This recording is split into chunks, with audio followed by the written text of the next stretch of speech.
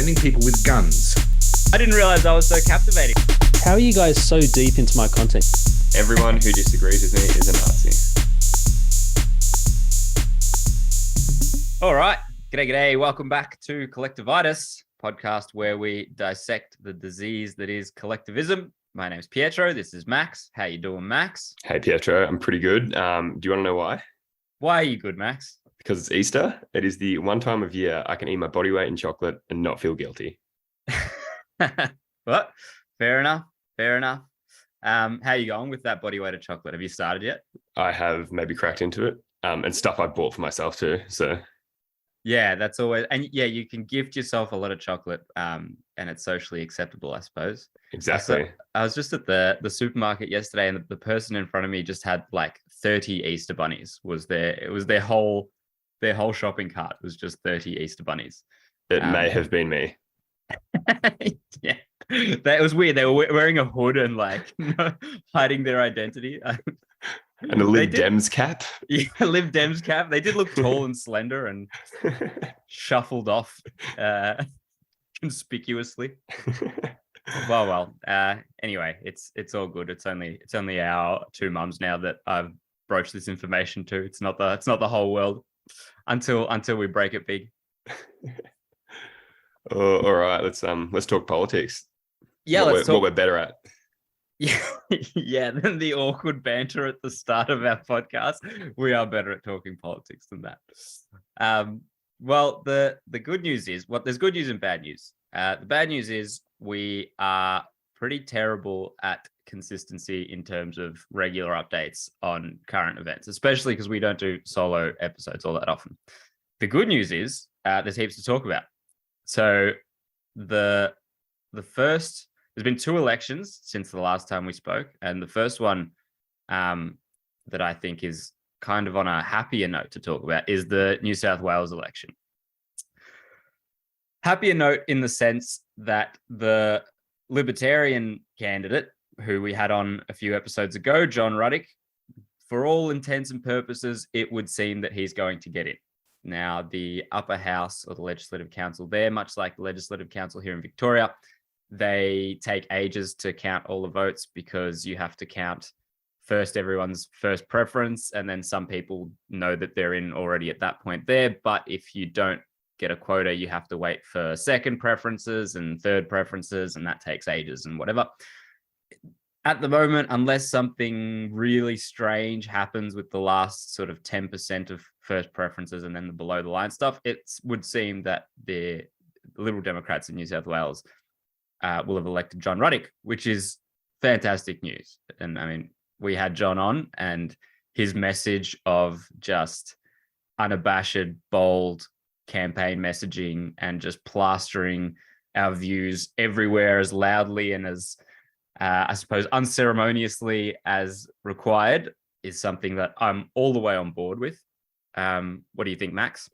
Yeah, awesome. Obviously, it's not 100% set in stone yet, but it is extremely likely. So, on a national level, a little bit of a backward step, losing representation in the Victorian state election, but we've leveled back up to two elected members, hopefully more in coming years. Yeah, awesome. Congratulations to John.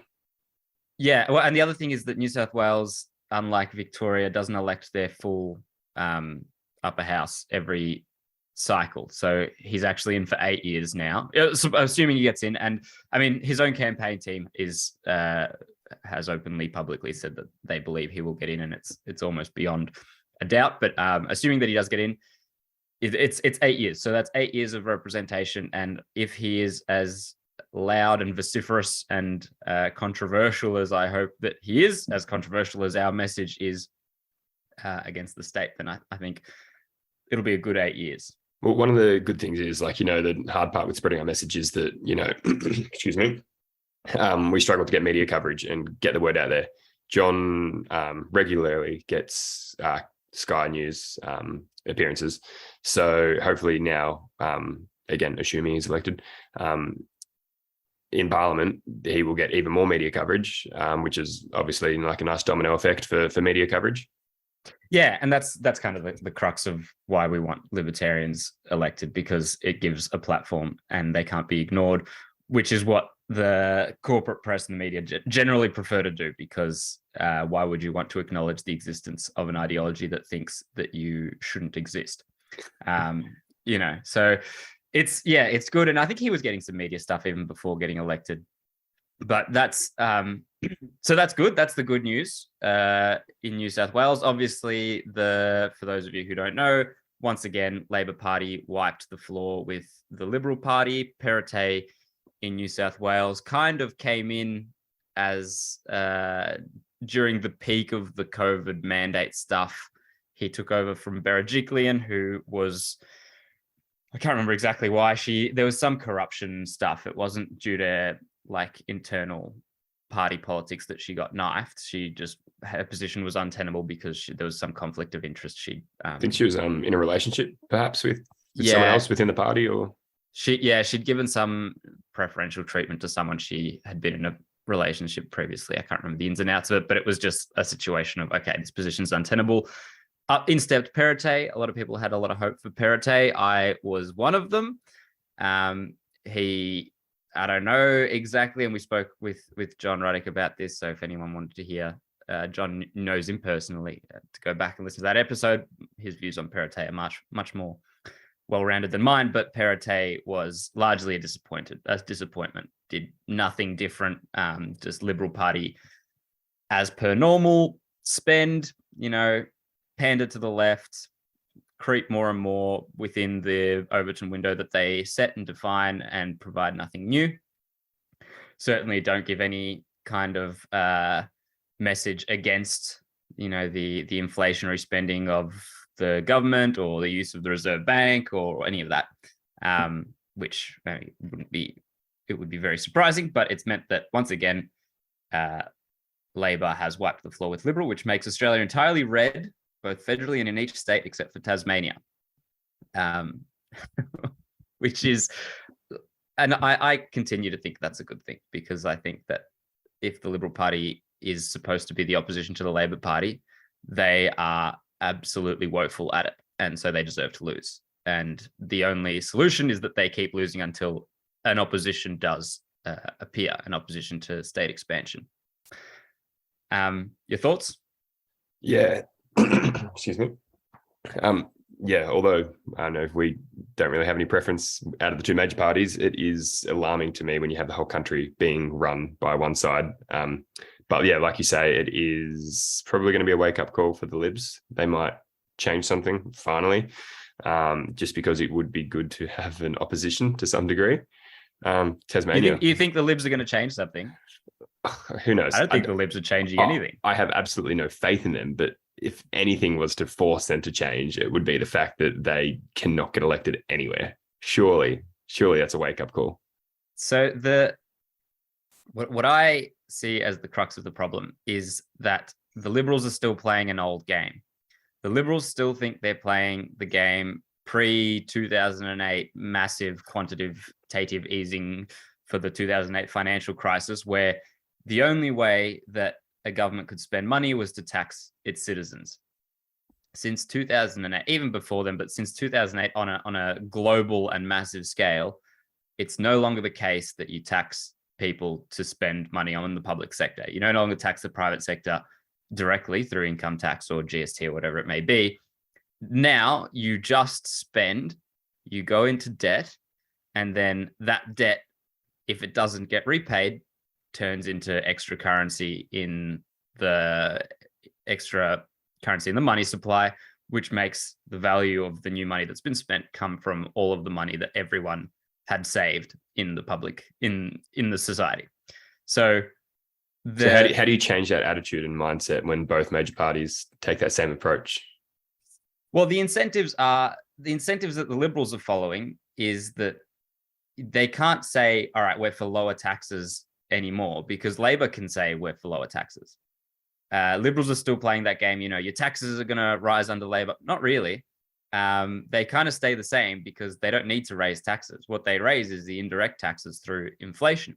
So, Liberals saying we'll keep taxes low. Labor can make that same promise, but then Liberal have no way to, and people who, the average person doesn't feel the immediate effect of inflation.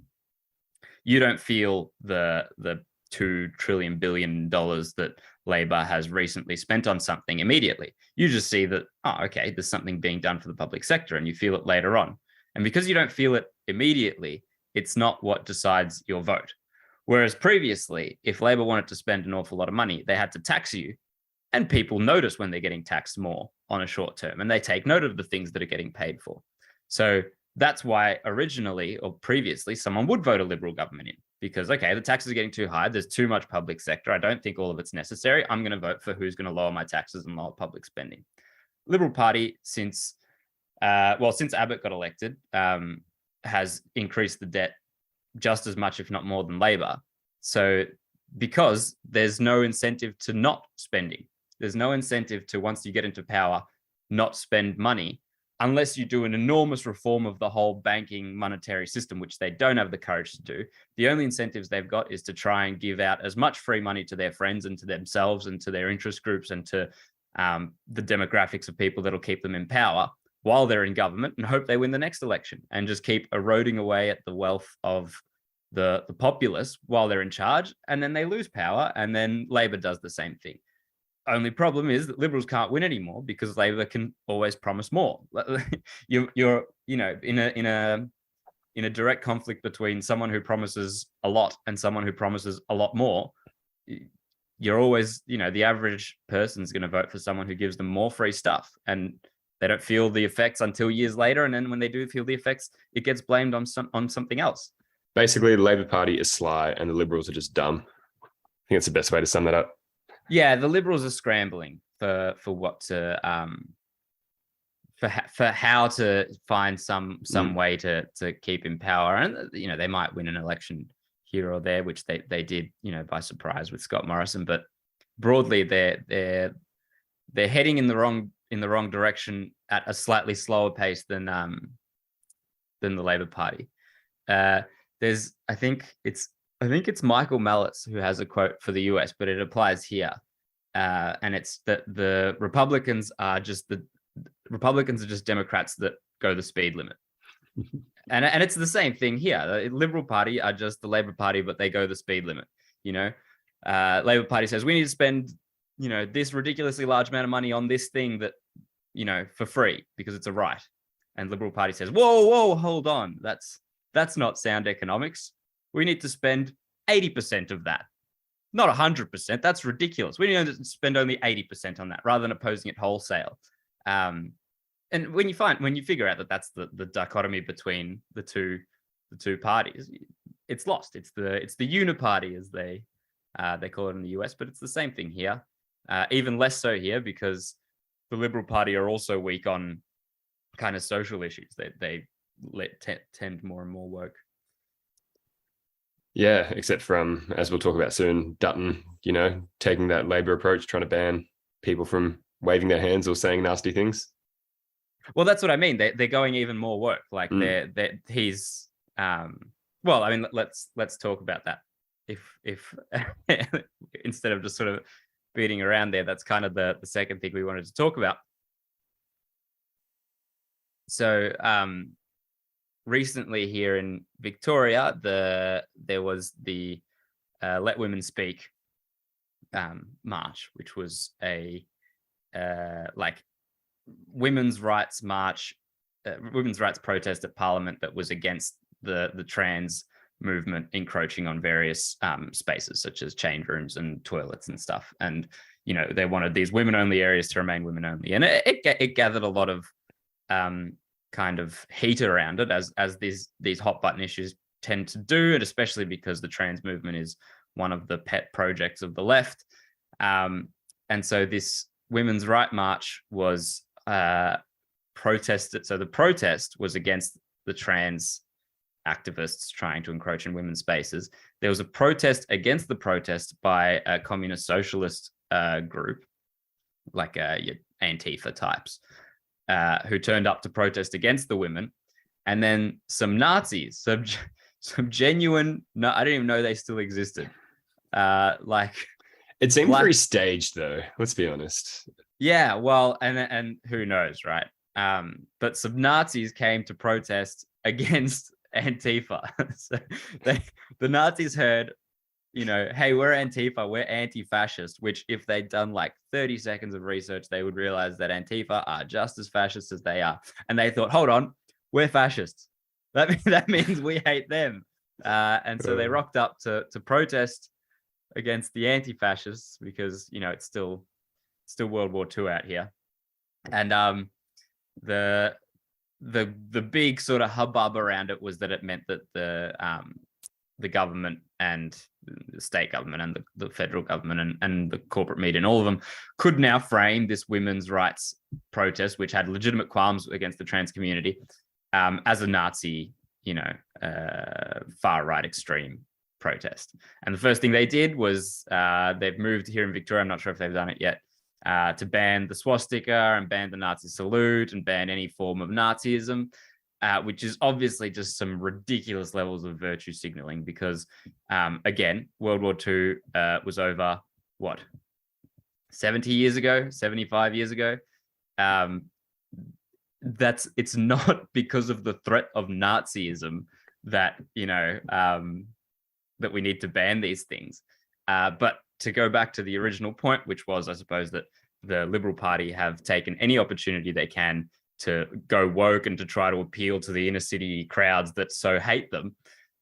Within a couple of days of this protest occurring in Melbourne, Dutton made a federal, put it up to the federal parliament to try and ban the Nazi salute and the Nazi symbol on a nationwide level.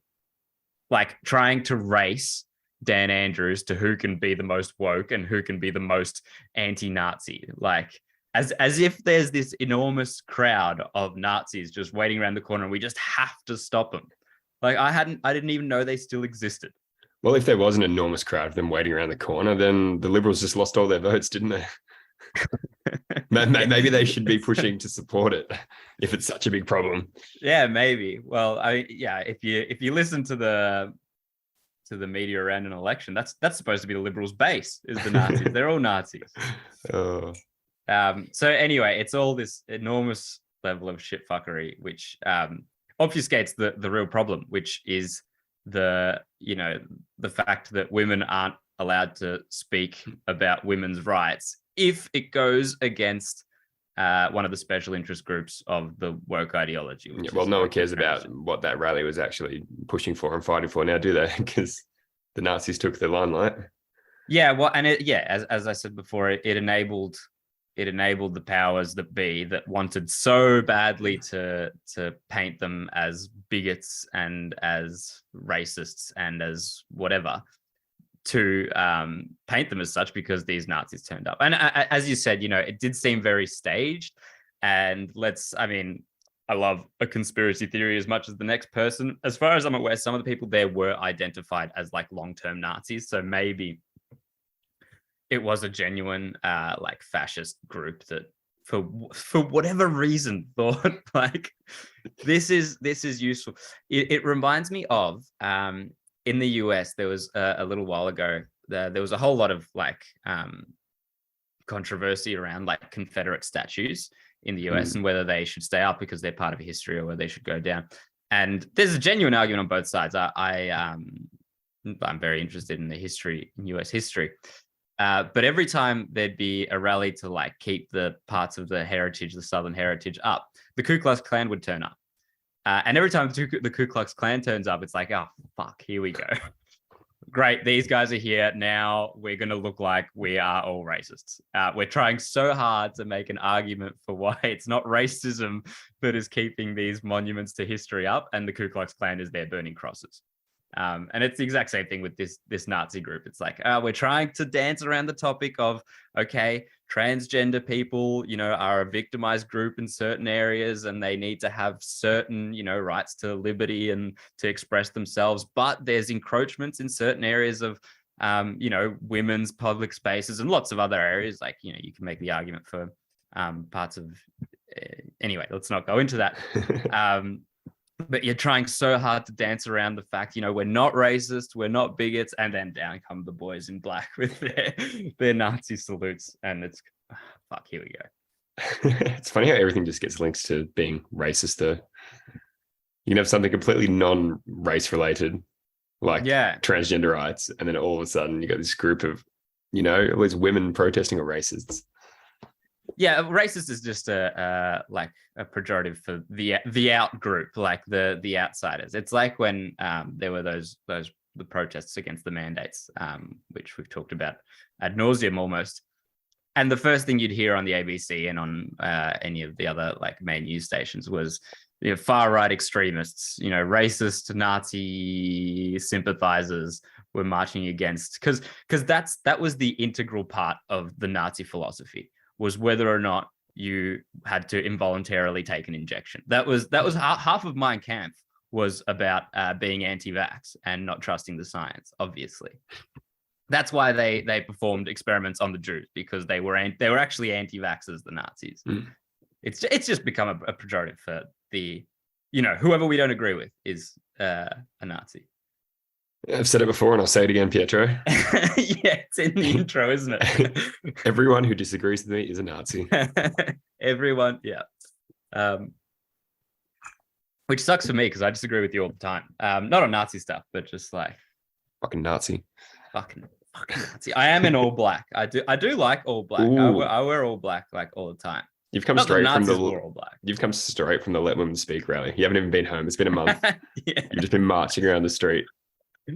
Yeah, they haven't caught me yet. Oh. Anyway.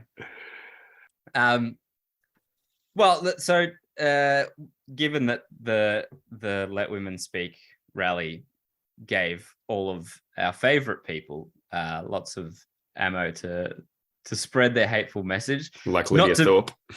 Yeah, thanks. Yeah, that's right. Of course, Lydia Thorpe protested against the next Let's Women Speak rally. It was like a very small rally in a park somewhere from what I saw in the video.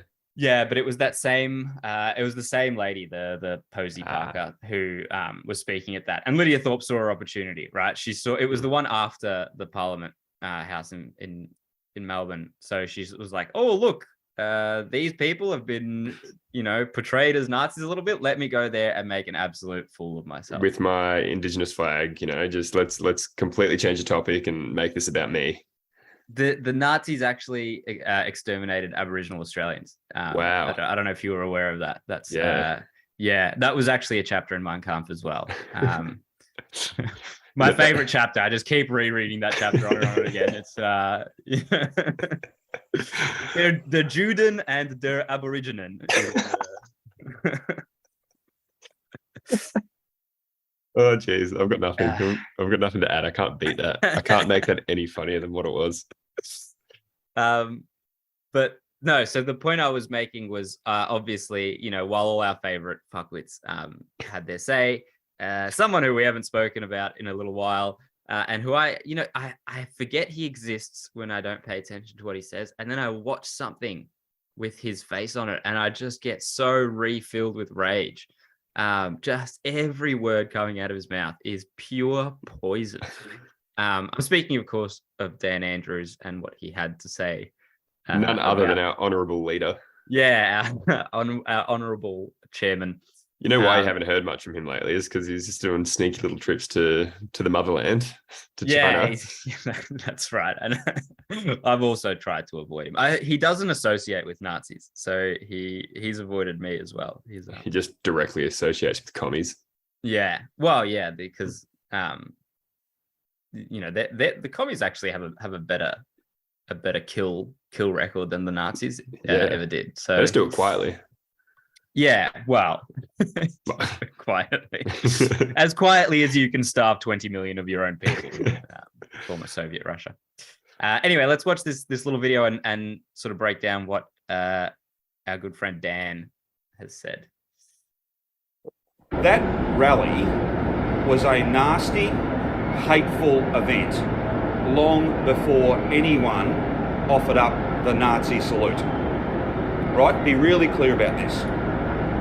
And you might say that the Liberal Party, are increasingly becoming a nasty, hateful little rabble. why would you make it harder for trans Victorians? You know, the notion that people are choosing this for fun, like, it's so offensive. It's so cruel. It's not mainstream thinking. It's not the big-heartedness that our state is so well known for. Like, it's just wrong. The attorney made it clear that we will move to ban that Nazi salute, just as we've banned Nazi symbols. That needs to be done properly, though, and there is some complexity to that, so we'll do the work to do that properly. We don't want that being subject to challenge, but I think it's the right thing to do. There's no place for that sort of far-right extremism. There's no place for that anti-Semitism. But it's more than anti-Semitism.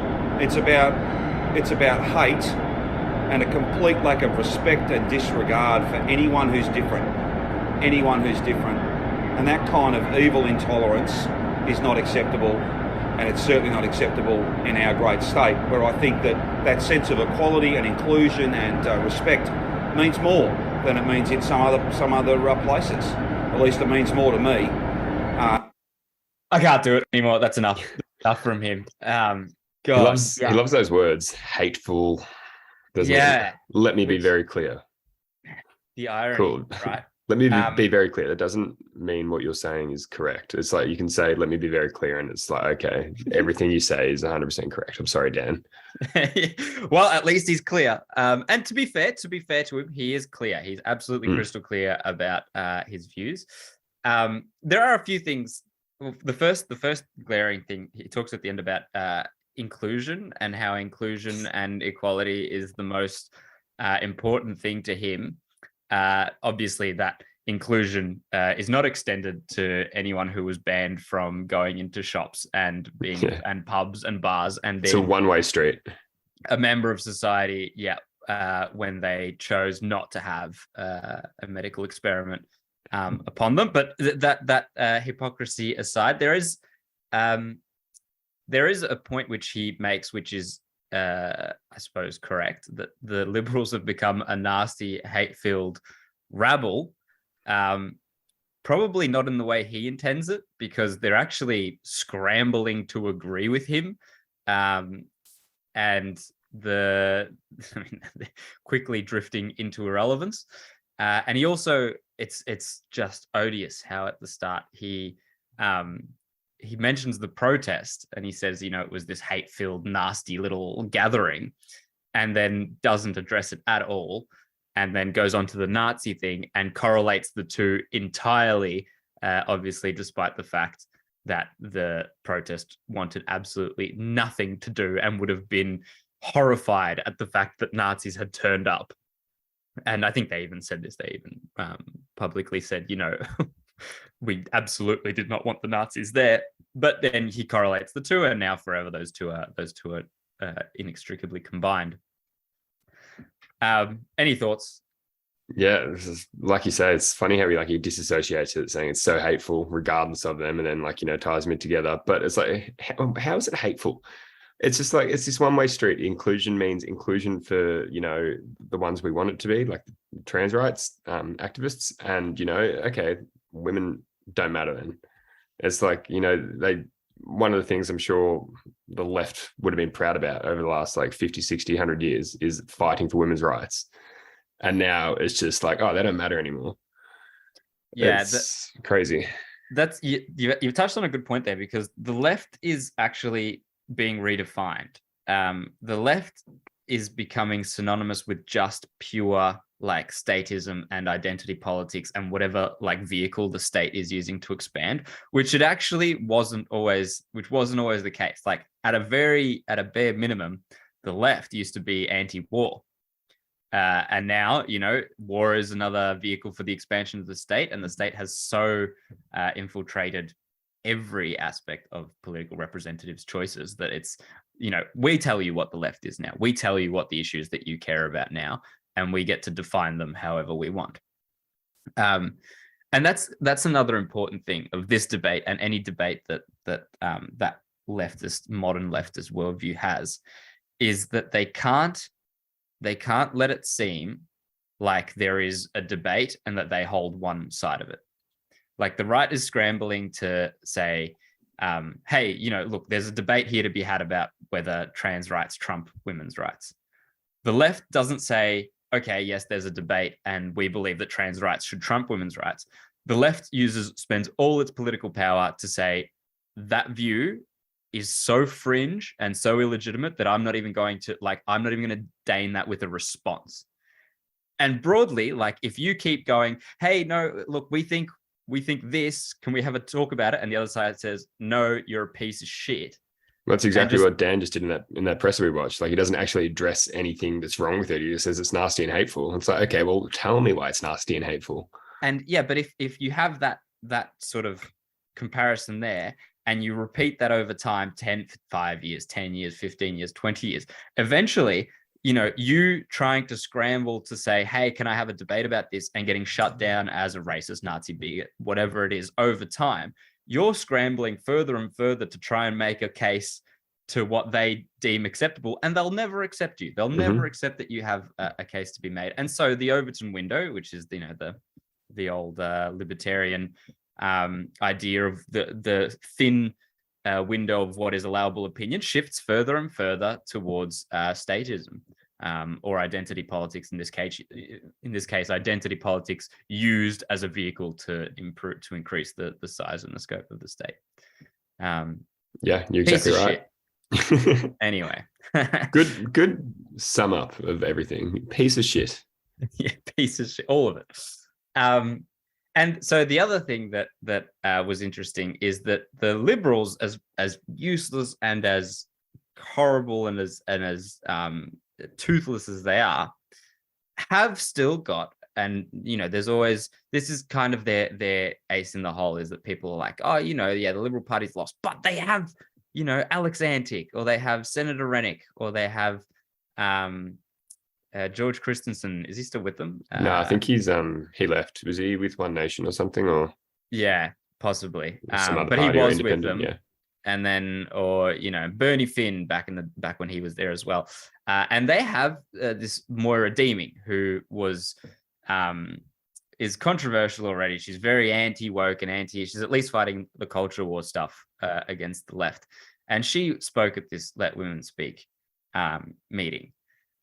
Protest, and she's a member of the Legislative Council in Victoria. So the recent election, she became elected. I did a bit of research on her recently. She used to be a school teacher, and she ditched the education system to homeschool her kids, which I think is kind of cool. So who knows? Maybe someday this is you in 20 years. Yeah, minus being a member of Parliament. Yeah, that's the worst decision she's made thus far. But anyway, she was at this Let Women Speak protest, and the first thing that the Liberal Party immediately did, after Dutton tried to federally race the Labor Party to who could ban the Nazis symbol first, look at me, look how good I am at being woke. The state Liberal Party, I think it was Pasuto, who they immediately started talks about expelling her from the party for attending a women's rights march, because it goes against a woke ideology, which most, if not all, of the Liberal Party's voter base hates. So, and I read the transcript of what she said in the inner workings of the party to basically make her case. And she was pleading this is not a case of bigotry. My views come from no shit.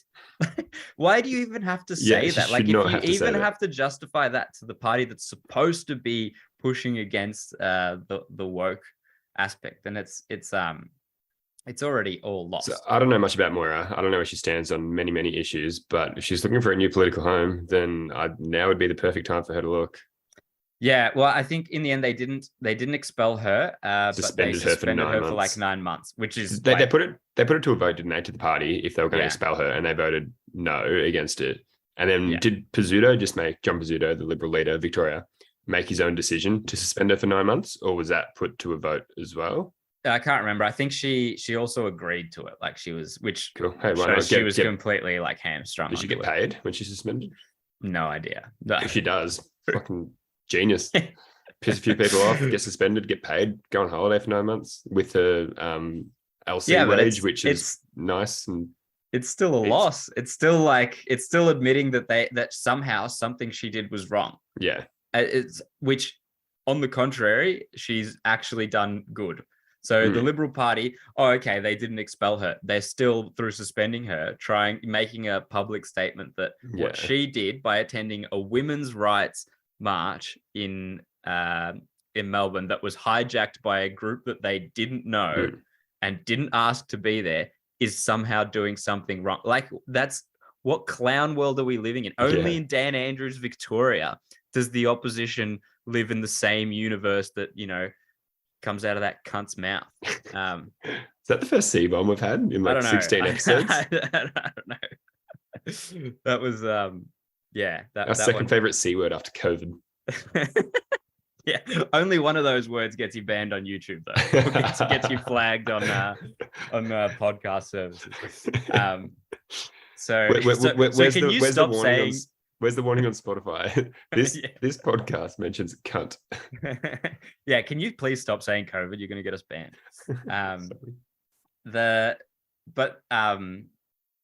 Yeah, I suppose the point of that whole rant, of the whole Moira Deeming and of Dutton, is, as hard as the Liberals scrambled to both jump on the pro-trans movement side as well as the anti-Nazi side, because the threat of Nazism is still real and we still feel it every day. The immediate response was the by-election in Aston, which was just last week, which we spoke to Maya Tessa, who ran in that. And we can talk a little bit about how Maya did really well. She, as a Libertarian independent, got, I think it was around 8%. Got the results up here now. She's currently, is it 100% counted? I'm not sure. I think it is 100% counted. 7.05%. There you go. Okay.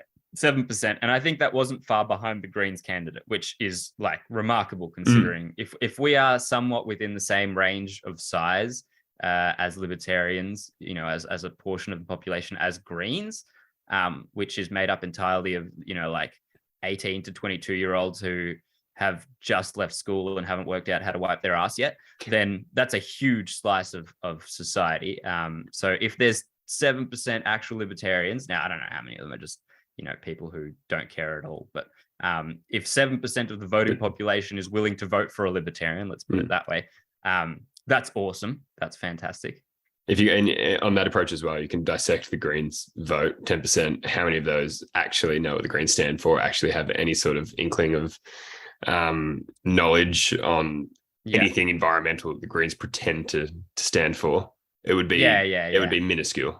Yeah, and yes, a lot of the Greens vote is people who are like, well, I don't want to vote for a major, so I vote for the thing that is even more big government than the majors. Because anyway, that's yes, we can shit on the Greens. We don't shit on the Greens because like the Greens shit on themselves. Yeah, exactly. We don't need to. Anyway, but the other kind of takeaway, other than Maya doing really well from the Aston by-election, was that it was a Liberal seat. And it was relatively safe, I'm pretty sure. Like, they just had the federal election. So it really became, what's the word? Like a referendum on how the Liberals have been acting over the last few months, over the last year, over the most recent events.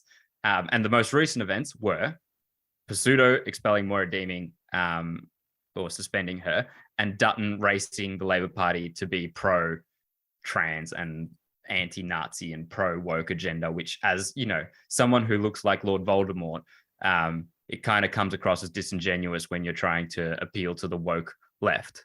And the response was a shock Labor victory in the seat of Aston, which follows the exact trend of everywhere else in the country federally. New South Wales, Victoria, Western Australia, South Australia, Northern Territory, and Queensland all are heading more towards Labor because the Liberal Party is nothing. They are nothing. Yeah, So, and yeah. and as I mentioned to you earlier, there was a letter sent out. I think it was to the Victorian Liberal members by Greg Mirabella, who is the president of the party at state level, I believe. I'll read it here, just a little paragraph from it. A 6% swing away from us, on top of 8% swing away in the federal election, is a terrible statistic, as is the fact that we now hold only 2 seats in Metro Melbourne. I have deliberately waited a few days before sending this message. The press gallery and the finger pointers have all now had their say. So what are we to conclude? In the last 12 months, the people of Victoria have made it perfectly clear that we are not electable. I think the major problem remains us, brand Liberal. And, it's pretty bold and sobering statement for them to conclude they're not electable. I think you disagree with that they think the problem's their own brand. Yeah. Well, the first thing is like this, they've finally acknowledged that they're not electable, that like what they're doing is not working. I don't think they'll change anything about it. I think they're a lost cause just because of how they work. But yeah, as I mentioned before, it's not brand Liberal that's tainted. If anything, brand Liberal is the only thing still going for them. Like the fact that my family's voted Liberal for a total number of years, I'm going to keep voting Liberal. That's the only reason they still have more than 0% of the vote, because there is nothing worthwhile about them that the Labor Party doesn't do better if you're looking for statism, or that anyone else other than them and the Labor Party doesn't do better if you're looking for not statism. Like, except like the Greens, I guess. But the point is, again, and to reiterate, they are still playing this game of we're the party that's going to be taxing less because that's an alternative to spending more, despite the fact that that is no longer the game being played. Through the Reserve Bank and quantitative easing, the government can spend as much money as it wants on as many of its special interest groups as it wants. The value comes from people's pockets of anyone who owns any dollars. The harm is not seen for tens of years for the current projects being paid for. You're only seeing the harm from the previous 10 years worth of projects being paid for. And the general population is not awakened enough to realize the cause and effect of what it is that is causing inflation. You can lie to them. There is no longer any political cost to spending any amount of money that you want to pay yourself and your special interest groups and the demographics that you need to get elected. Every single party that goes into power spends as much as they can while they can and rorts the system as best they can until they lose the election. And through this current mechanism of just increasing public debt and seeing how far we can go, we're seeing how much you can steal before the whole thing comes crashing down. And maybe they can steal for the next 50 years. And all that'll happen is that the average person will get slowly more and more impoverished. Maybe it doesn't come crashing down all at once. It'll just slowly erode, but the end result is the same. You can keep winning elections by stealing money and giving a scrap of free stuff to people and telling them that you're the good guy. And since that has become the mechanism, there's no way that the Liberal Party can win. Unless they become more Labor than the Labor Party. It's the only way they could win. The big takeaway I get from what you just said is that the system's fucked and we should go burn down Parliament House. Yeah, I've said that too many times, and I've actually decided I'm going to stop saying that now that I have broadcasted my allegiance to the Nazi Party. But yeah, that is the only solution. So there's no other way to fix it. Start again, burn it to the ground, start again. Just firebomb government buildings. Absolutely. And even that doesn't fix anything. They'll just build bigger. You firebomb a government building. The first thing they're going to do is they're going to go, great. New excuse, this building was old anyway. We can build one for 6 times the price. Ugh. We can pay 10 different construction companies for their votes, and keep the unions in our back pocket. And what does it cost us? Nothing. So don't firebomb government buildings. Don't do it. It's a good enough reason. As much as you may want to, because the government will just spend more money. Spike Cohen every now and then shares a picture of a painting, which is like the Federal Reserve on fire. And it's very beautiful. Yeah, that'd be nice. But again, it's not a building. It's not, if you burn the Federal Reserve, they'll build the Federal Reserve 3 times bigger. Yeah. But no, the imagery is quite nice. Cool. Well, that's kind of all the topics I really wanted to talk about. anything that you wanted One to... thing I'll briefly bring up, and I think we could talk about it a bit deeper in another episode, is that while we're talking about libertarian candidates in Ruddick and Maiteza, Argentina, there is a federal election at the end of this year, I believe, and they have a libertarian candidate named Javier Milei, who is leading for the party. I think it's La Libertad Avanza, which means liberty moves forward. And as the polls sit right now, whether you trust polls or not, he is leading the race to become president of Argentina. I think there's about 5 candidates, and they're all like above 10%. So it's a pretty even race, but he was sitting at like 20 or 23 and was about 5% above the rest. Obviously there's still like 6 months or something until the election, so a lot can change, but hey, we could have, I don't know much about this guy, but we could have a libertarian world leader. Yeah, you know more about him than I do. I looked into him because you alerted me to this guy. He actually self-identifies as an anarcho-capitalist who is happy with, minarchism in the meantime, which is great. Like that is awesome. Now, weird shit happens in South America. Like that they're just, he'll get elected and get murdered like 4 days later. Yeah, but it's not a Western country. I don't pretend to understand it. I've never been to South America.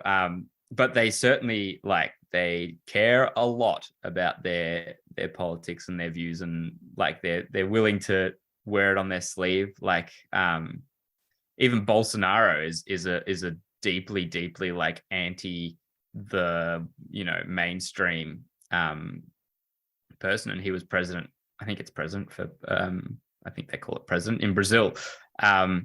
And went against the grain. I think he went against everything on the COVID narrative as well. He was one of the only countries to do that, along with DeSantis in Florida.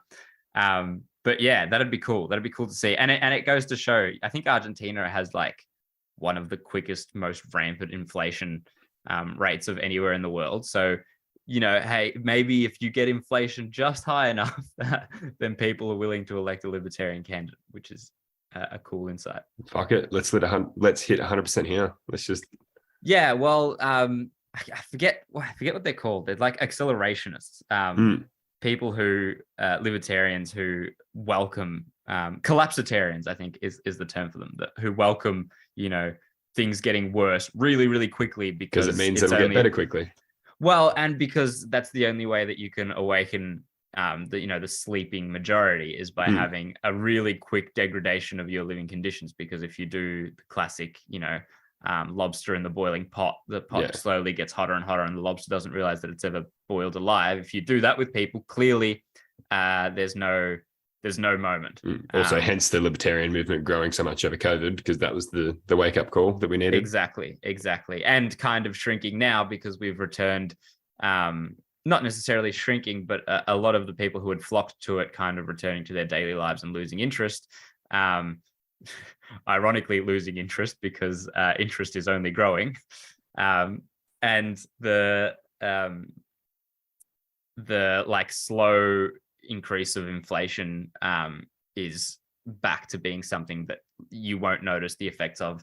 And you don't necessarily notice the moment when one generation is less well off by significantly than the previous one, because it happens slowly. So collapsitarian maybe is the way to go. I don't know. Things are going to get pretty shit for that to happen. I don't know if I'm a strong enough person to handle a really big recession or hyperinflation. But who knows? Oh, anyway, all hail Javier Milei from Argentina. Heil Milei. I'll do the Hitler salute. That's a way to sign off. We pledge our allegiance. Heil Milei. Oh, geez, that's a great way to finish the episode. Cool. Perfect. All right. If you don't already, follow us on Instagram, subscribe to us on YouTube, subscribe to us on Spotify. I always say 3 different things, but it's just subscribe to wherever. Just listen to us. Listen to us and watch us every hour of the day, 24/7. Binge. Yeah. Exactly. That's the prescription. It's been me, orders. Dr. Angeli. We'll catch you next time. Bye. See you later.